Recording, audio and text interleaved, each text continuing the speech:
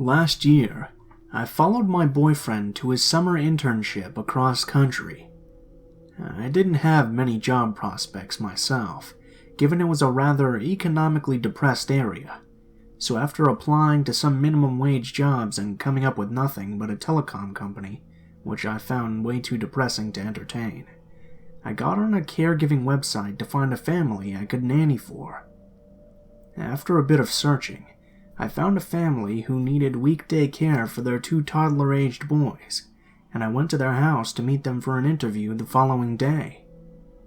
The Smiths lived in a typical middle-class suburb, and as I turned onto their driveway, I saw the 2 adorable boys playing in the front yard with their parents. They were the epitome of an all-American family. The parents, John and Sarah, were in their early 30s, a nice, easygoing couple, and the boys were sweet, so I instantly had zero qualms about working for them. During our meeting, they described the boys' schedules, eating habits, my chores, and the like, and then they told me about Ben. Ben was an old friend and retired war vet who lived in a side room off the kitchen. It was on the opposite side of the house from the other bedrooms. They said he'd fallen on hard times and had been living with them the last few years while he got back on his feet. They understood it seemed a bit strange, and went out of their way to explain how John had known him for years, and he was basically a part of the family at this point, so he could be completely trusted. Alright. I mean, it was still kind of weird, but these people were doing a compassionate thing for their friend, right? At that moment, I decided to take them at their word, and not be too creeped out by Ben. I started working for them the next week, and didn't meet Ben until about 3 days in. I was getting ready to leave after Sarah returned home from work at the same time as him.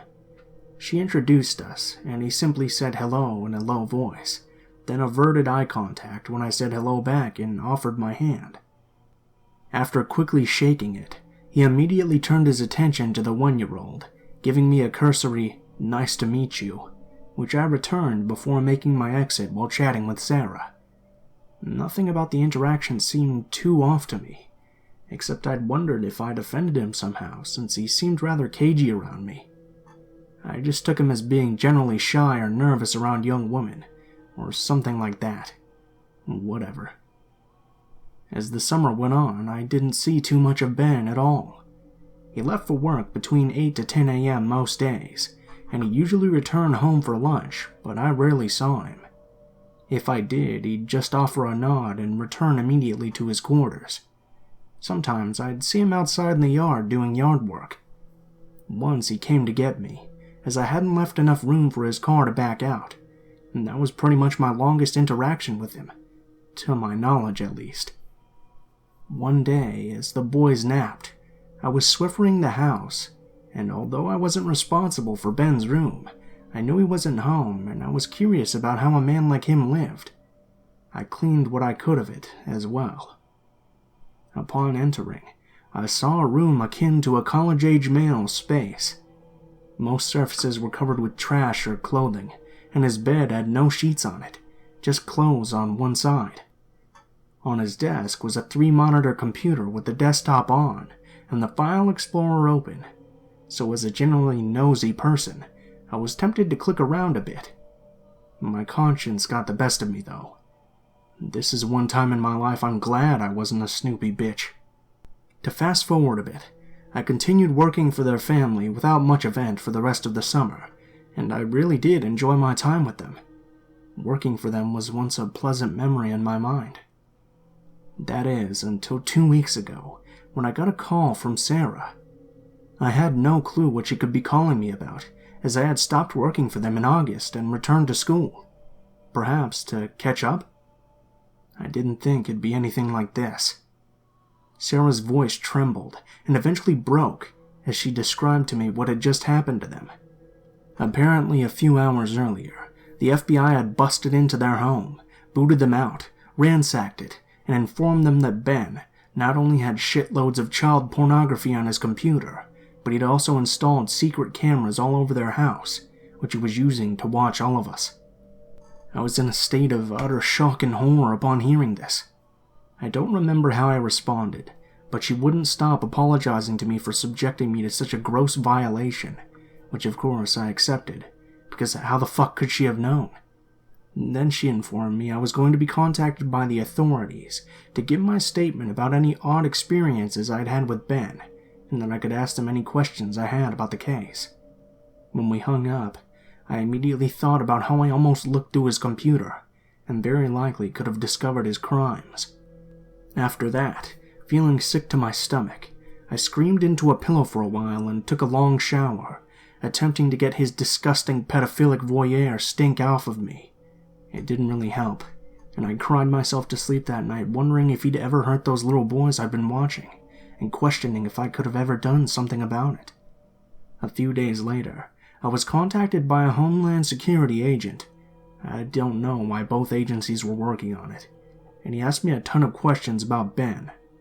I told him what little information I had, but that I'd never knowingly experienced any abuse from him at all. He then told me about the extent of Ben's crimes. Thankfully, they had no video evidence that Ben had ever harmed the boys, and his crimes only revolved around females. But in addition to the hidden cameras, apparently he sometimes upped the ante by creeping around outside the house, taking stealthy pictures of us through the windows. Was he ever really doing yard work? Not only that, but during one of the few times I napped when the boys did, he snuck into the living room where I laid on the couch and had a whole photo shoot of me sleeping, consisting of dozens of shots, some right in my face. As if that wasn't horrifying enough, the sick fuck also had an entire folder dedicated to when I used the bathroom. Sarah, however, he captured naked all the time, and apparently she was the main focal point of his disturbed attention. There's more, but he told me that was all that was pertinent to my situation, and I opted not to learn any more about it. I already felt too overwhelmed. Having never been the victim of a serious sex crime before, I'm still figuring out how to handle all of this and move past it. Beyond myself, though, I'm disgusted that such kind, wonderful people were able to be hurt like this. To basically be fucking stalked in your own home by a close friend. I can't imagine how you'd ever get over that huge violation of trust. It chills me to my core.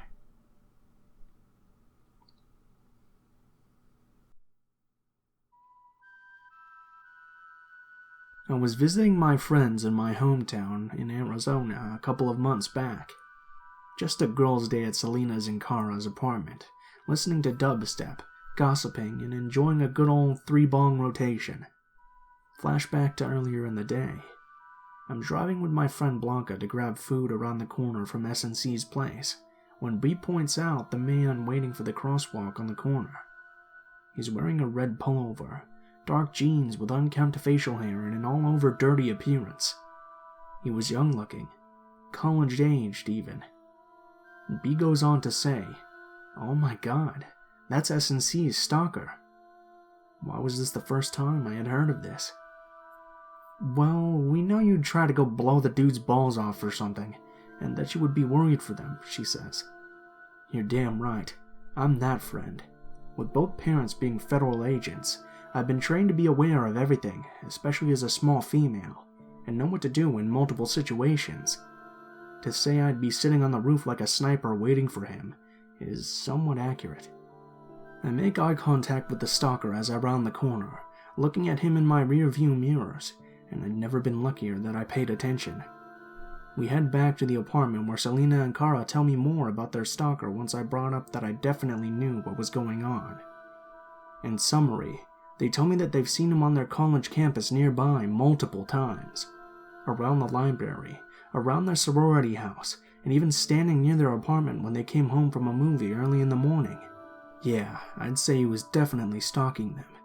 He appeared at these locations on several accounts, too. We continue to hang out, and now it's around 6 p.m. as the sun set.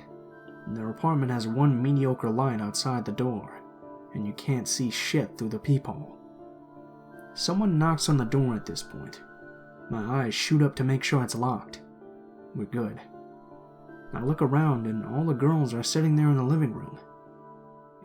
Don't answer. Everyone's already here, I say. Always best to be hesitant to open the door. We're not expecting anyone, and no one else needed to be there. I go to the peephole, where I found out the light was shit. I turn back to the girls in the living room and say, "It looks like a dude. I can't really tell. Maybe it could be two?" I return to my seat because, like I mentioned, the gang's all here.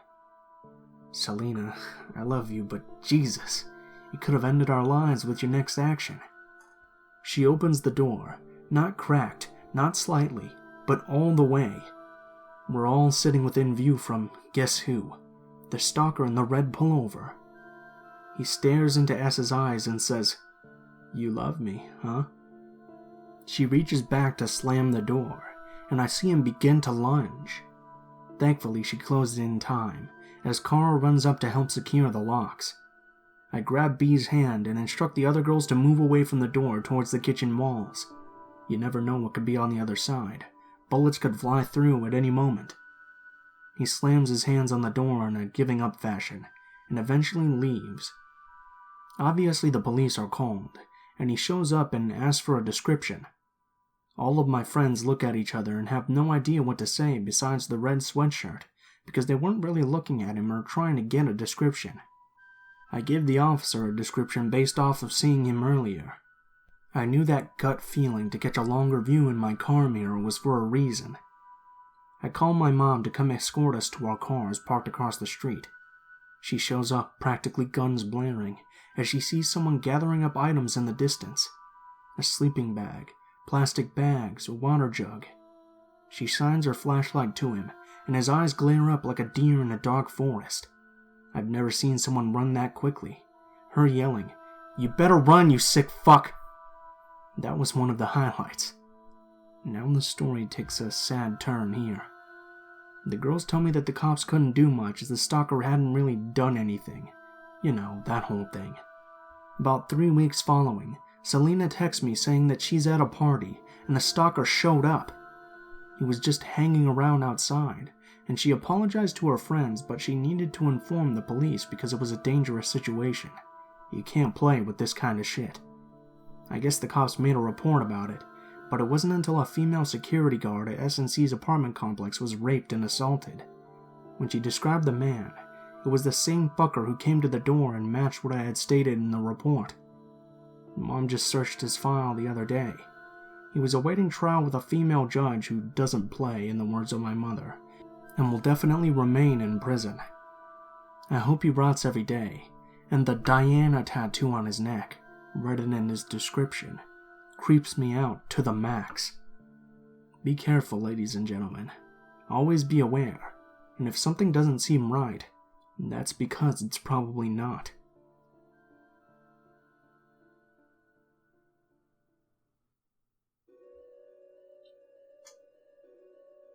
This takes place in October 1977. When my mom was 16, she ran away from her abusive home, along with her friend Lisa. They hitchhiked from Mass all the way to California. Obviously, this wasn't the brightest of plans, but given my mom's tumultuous home life and past experiences, she didn't see how it could be much more dangerous than anything she'd already seen.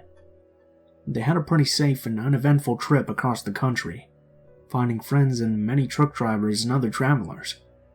It wasn't until they reached California when this encounter happens. The Hillside Strangler, at first thought to be one assailant, ended up being 2 men who were caught and brought to justice for 10 different murders. So my mom and Lisa ended up meeting these 2 guys who were super nice to them. They crashed at their place for a few days partying, but nothing bad had come of it at that point. These guys tell the girls that they're going to take them to the Hollywood Hills and Sunset Boulevard to see the sights. Not being from the area, my mom had no idea that these areas were more crime-ridden at the time, especially considering they were supposed to be sightseeing. My mom really wanted to see where all the movie stars lived. These guys take my mom and her friend to some divey restaurant/bar and get them super drunk. It's also the first time my mom is introduced to and tries cocaine. After these underage girls are now completely drunk and high, they split off into pairs, and my mom's friend disappears with one of the men. My mom is now hanging out with just one of her new guy friends. He then suggests that they stand on the sidewalk on Sunset Boulevard in the middle of the night, and if/when a car pulls up, she should get in and direct the driver to drive across the street to this dark parking lot. It isn't really until the first and only car pulls up and she gets in that she realized the guy is prostituting her out, basically. Keep in mind, these guys have been nothing but kind and respectful to my young mom and friend for the past few days, and very sadly, this type of abuse is not a new concept for her either. She gets into this car, and instead of pulling into the parking lot, the man keeps driving straight.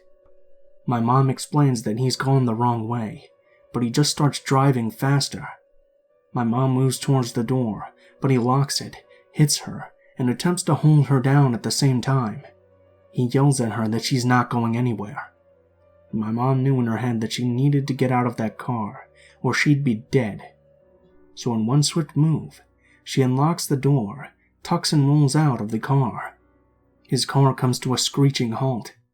She sees some bushes in front of a house, so she runs to hide behind them. He's turned around, looking for her, creeping along.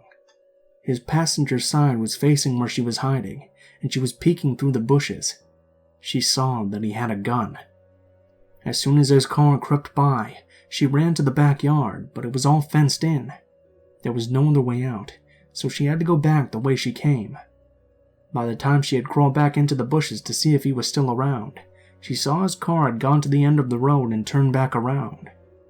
He passes again, and when she thought he was far enough away, she crawled out of the bushes to run. Then she sees his brake lights light up. Confident that he's now seen her, she just runs as fast as possible around a corner. She could hear his car, so she had to duck behind some parked cars on the road. As soon as he passes again, she booked it across the street, which took her through the parking lot she was originally supposed to park in, and back to her friend. The creep did circle back again, but by then she was with her friend and they were leaving the area.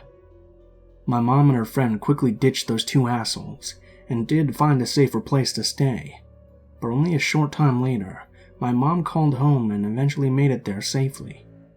It wasn't until a long time later that she saw on the news a story about women being murdered, and recognized the murderer, dubbed the Hillside Strangler, as the man who had picked her up that night. A side note, my mom literally just dictated this story to me.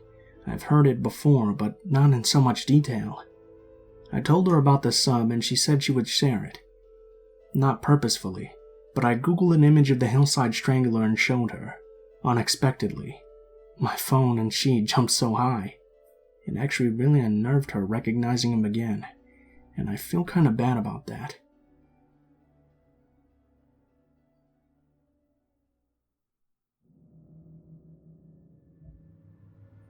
A few years ago, my friend Tez and I set out on a great American road trip. We were going to drive from New York to Los Angeles, zigzagging through the country for 6 weeks. We were both in our early 20s, pretty broke, and as my mom had been a long-haul trucker, I suggested that to save a ton of money we should sleep in the back of our hatchback. It was a pretty cozy setup. We bought some blankets and sheets at Goodwill and cut one of them up to make curtains. By the end of the first week, we'd gotten so we could set up camp in about 10 minutes. Luggage moved to the front, curtains up, bedding laid down and out for the night. We slept in parking lots, free campsites, rest areas, basically anywhere it seemed safe and semi-legal. There was never a night after the first night where we felt scared, until the last week of the trip in Arizona. We were near Flagstaff, and had gotten pretty used to our routine. We didn't go on a set schedule, and would never drive more than 3 or 4 hours a day. No destination really in mind outside of a few must-see landmarks. We'd drive to places we found the night before on Google, and take suggestions from other campers, locals, and people we'd meet. We'd also gotten very good at making friends. We went to Denny's with a group of rednecks we met at a campsite in the back of their pickup, because I got hungry and overheard them saying they were going to go. We met an 80-year-old cowboy who took us out drinking and taught us the line dance at a country bar. Hope you're still kicking, Grandpa Mac. Played the guitar with some musicians in the middle of a thunderstorm. Got fed breakfast and dinner by tons of campers who invited us to hang out with them. Spent 4th of July with a family who basically adopted us into their campsite, and the grandma gave us some weed candy. Basically every encounter we had with a stranger was a positive one. This night didn't look to be any different. We found a free campsite on Google and drove up into the woods following our GPS. We were pretty far out of town, and something seemed a little bit off when we pulled up to the campsite. There was one RV parked, and 2 cars further up into the trees. We pulled up near the RV and a man opened the door. Tez waved hello, and he just stared at her. His expression was completely blank. Then, as if she hadn't said anything at all, he just closed the door slowly, staring at us the entire time. Figuring he just wanted some privacy and thought we'd be obnoxious, we pulled further down the road and found a flat spot to park the car. Instead of our usual route of setting up camp immediately while it was still light out, we goofed around for a while, smoking and laughing and taking dumb photos of ourselves. Tez pointed out a campfire further down the campsite, and we decided to go be friendly. We'd met so many cool people in the previous 5 weeks just by going up and offering beer or chatting, so we wandered over. Near the campfire there were 2 men, the owners of the cars we'd seen earlier. They seemed friendly, and we sat down to chat with them. They were drinking and smoking, and we sat down and had beer. One of the men seemed pretty off, and we came to find out that the 2 of them didn't actually know one another. The older man was definitely on some sort of drugs. He was spinning around in circles and talking about UFOs. However, he seemed harmless.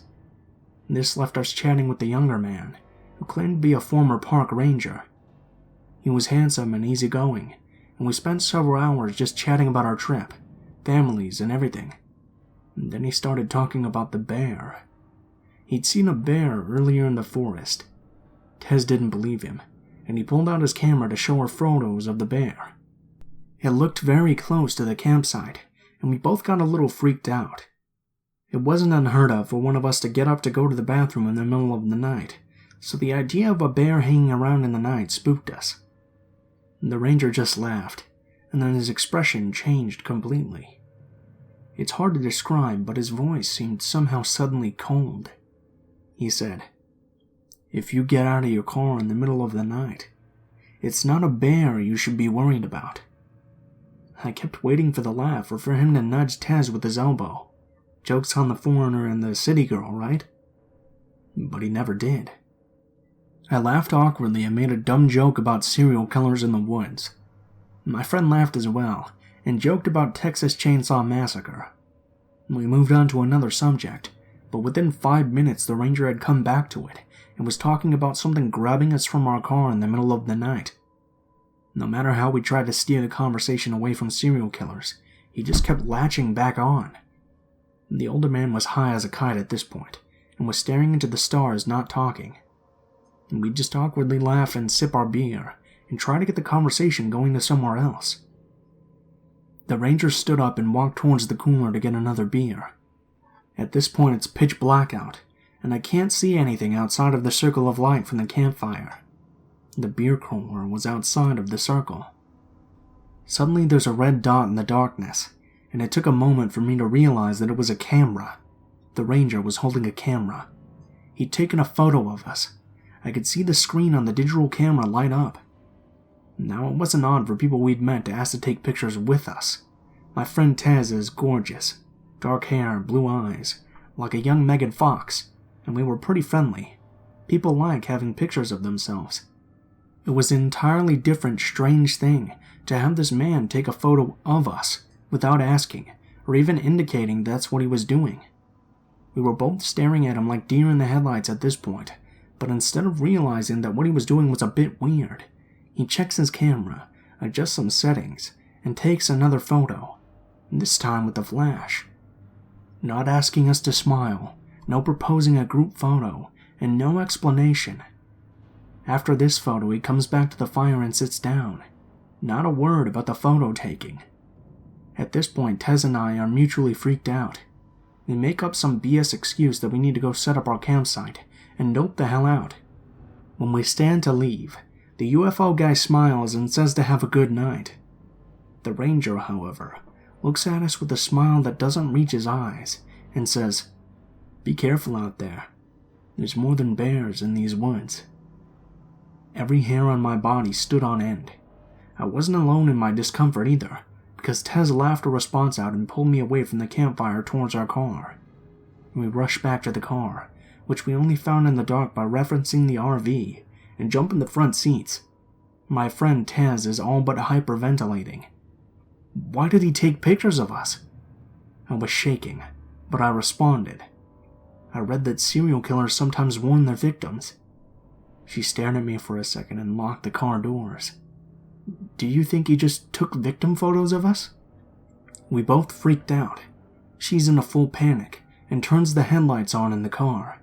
I immediately yell at her to turn them off, because now he knows exactly where our car is.